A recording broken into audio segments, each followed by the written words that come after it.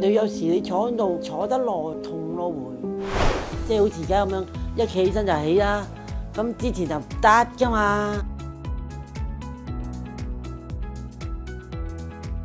我就係叫做 Kitty，我對腳咧就行動就唔係幾方便，腳踭痛同埋膝頭痛，膝頭哥嘅下少少，同埋個腳踭位，膝頭嗰陣時啊都有好似格咁樣，棘住唔舒服咯，腫脹咁樣。隻腳咧好似有啲